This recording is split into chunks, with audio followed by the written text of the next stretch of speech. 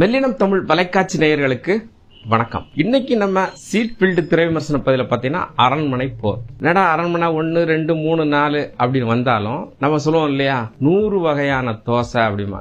100 வகையான தோசைன்னு சொன்னாலும் சுட போறது என்னமோ அதே மாவுல தான். அதே மாதிரி எத்தனை பார்ட் வந்தாலும் அதோட கான்செப்ட் பாத்தீங்கன்னா ஒரே கான்செப்ட் தான். சரி, நம்ம விமர்சனத்துக்குள்ள வந்துடலாம். சீட் ஃபீல்டு திரை விமர்சனப்படி பாத்தீங்கன்னா அறிமுகம் பகுதி அப்படிங்கிற போது ஒவ்வொருத்தரையா அறிமுகப்படுத்துவாங்க இல்லையா. அதுல சுந்தர்சிய ஒரு பெரிய வழக்கறிஞரை அறிமுகப்படுத்துறாங்க. ரெண்டாவது தமனா ஒரு பெரிய அழகான ஒரு ஃபேமிலியில ஒரு அரண்மனையில வசிக்கக்கூடிய ஒரு கேரக்டர் தமனாவை அறிமுகப்படுத்துறாங்க. அந்த அரண்மனைக்கு சொந்தக்காரர் யாருன்னு பாத்தீங்கன்னா ராசி கண்ணாவை அறிமுகப்படுத்துறாங்க. இப்படி அழகா அறிமுகப்படுத்துறதுல நமக்கு கிடைக்கக்கூடிய அந்த ஃபர்ஸ்ட் பிளாட் பாயிண்ட் எப்போ வருது அப்படின்னு கேட்டீங்கன்னா, தமனாவோட வீட்டுக்காரர் திடீர்னு வாக்கிங் போகும்போது இறந்துடுறாரு. திடீர்னு ஏன் இறந்துறாருன்னு யோசிக்கக்குள்ளேயும் தமனா தூக்கு போட்டு செத்துக்கிறாங்க. இது என்னன்னு கேட்டீங்கன்னா, தமனா தான் சுந்தர்சியோட தங்கச்சி. ஆக தங்கச்சியை காப்பாத்த அண்ணன் வர்றாரு. இதுதான் நமக்கு கிடைக்கக்கூடிய ஃபர்ஸ்ட் பிளாட் பாயிண்ட். அப்புறம் என்னன்னு உங்களுக்கே தெரியும், இதுல நான் சொல்ல வேண்டிய ஒண்ணு இல்ல, உங்களுக்கு மட்டும் தெரியும் இல்ல, சின்ன குழந்தை கூட தெரியுது. திடீர்னு படம் பார்க்கும்போது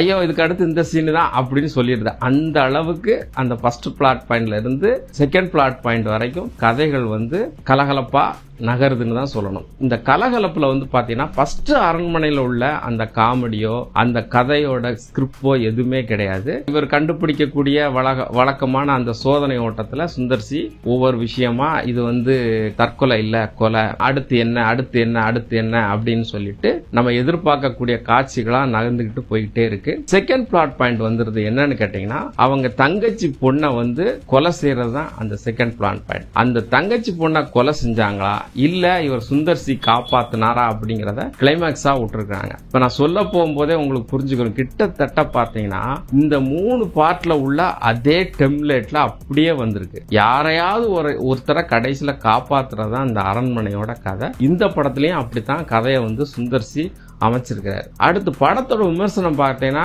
கண்ணை மூடிக்கிட்டு நீங்க கண்டிப்பா லாஜிக் பார்க்க கூடாது, யார் எப்படி வருவான்னு பார்க்க கூடாது, அப்புறம் இசை எப்படி இருக்குன்னு பார்க்க கூடாது, திடீர்னு ஏன் வருதுன்னு பார்க்க கூடாது. இதெல்லாம் பார்க்க கூடாதுன்னா நீங்க அரண்மனையை பார்க்கலாம். அப்படிதான் பாத்தீங்கன்னா எல்லா டெம்ப்ளேட்லயும் எல்லா காட்சியும் வருது. இதுல நம்ம சுந்தர்சியை பொறுத்த அளவுக்கு, சுந்தர்சி படம்னாலே கவர்ச்சி, அப்புறம் ஒரு பாட்டு, சண்டை, இது எல்லாமே இருக்கும். இதுல கவர்ச்சியை விட்டுட்டாரு. கரெக்டா தமனாவையும் ராசிகா அண்ணாவையும் பொறுமையா அழகா எப்படி பயன்படுத்த முடியுமோ அப்படி பயன்படுத்தி தன்னோட ட்ரேட் மார்க்னு சொல்லுவாங்களா, சுந்தர்சிக்குன்னு ஒரு ட்ரேட் மார்க் இருக்கு. எப்பவும் பாத்தீங்கன்னா அவர் ஒரு ஆக்ஷன் போர்ட்லயே நடந்துட்டு இருப்பார். சில நேரம் பாத்தீங்கன்னா நம்ம ரோபோ போர்ட்லயே நடந்துட்டு இருப்பார். அப்படியே அவரோட அந்த ட்ரேட் மார்க் அக்மார்க் நடிப்பை வெளிப்படுத்தி இருக்காரு. அடுத்து பாத்தீங்கன்னா நம்ம விடிவி கணேசனும் யோகி பாவும் காமெடிக்கான ஒரு குத்தகைக்கு 2 பேரும் எடுத்து வச்சிருக்காங்கன்னு நம்ம நினைச்சா அதான் தப்பு. 2 பேரும் பண்ற ஜோக்கு அவ்வளவு மொக்கையா இருக்கு.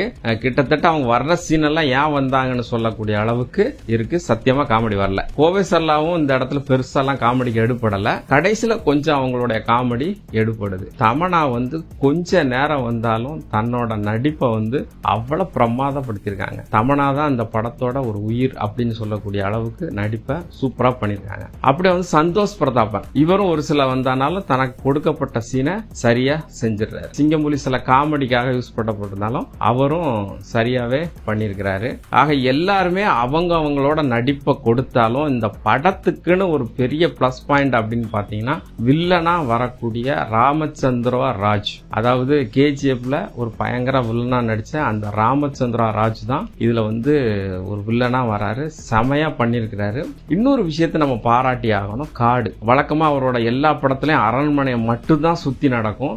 இதுல கொஞ்சம் காட்டு பகுதியும் எடுத்ததுனால அது கொஞ்சம் நம்ம கண்ணுக்கு குளிர்ச்சியா இருக்குன்னே நம்ம சொல்லலாம். ஒட்டு மொத்தமா பாத்தீங்கன்னா படம் பாத்தீங்கன்னா வழக்கமான படம் தான். பெருசா எதிர்பார்ப்பு இல்ல. குழந்தைகள் கூட்டிட்டு போனா தாராளம் கூட்டிட்டு போகலாம். ஆனா நீங்க ஃபர்ஸ்ட் பார்ட் அளவுக்கு இல்ல அப்படிங்கறதுதான் நம்மளுடைய கருத்து. படத்தோட ஒளிப்பதிவு பாத்தீங்கன்னா கிருஷ்ணசாமி அப்படிங்கிறவர் தான் பண்ணியிருக்கிறாரு. அதாவது உறுத்தல் இல்லாத காட்சிகள், அதே மாதிரி இந்த காட்டுக்குள்ள காட்சிகள்லாம் தெளிவா பயன்படுத்துற மாதிரியான ஒரு காட்சியை பயன்படுத்திருக்காரு. இசை ஹிப்காப் தமிழா. இந்த படத்துக்கு இவரோட இசை தேவையா அப்படிங்கிற அளவுக்கு தான் பேக்ரவுண்ட் மியூசிக் எல்லாம் பெரிய அளவுல, அதாவது ஒரு ஹரார் மூவிக்கான ஒரு பேக்ரவுண்ட் மியூசிக்கே இல்ல.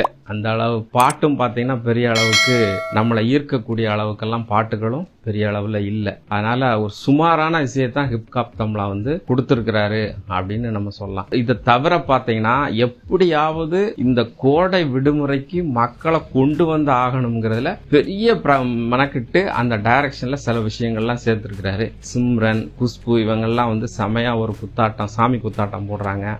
KS ரவிக்குமார் அவரோட பாட்டுல வராரு, ஜெய் கணேஷ் அவரோட பாட்டுல வராரு. இப்படி ஆக மொத்தத்துல ஒரு மசாலா படமா குழந்தைகளை வர வைக்கக்கூடிய அளவுக்கு சில டெம்ப்ளேட்டை கொடுத்து வர வச்சிருக்காருங்கிறத நம்ம தாராளமா சொல்லலாம். படம் நல்லா இருக்கா அப்படிங்கறத நம்ம பெரிய அளவுல சொல்ல முடியாது.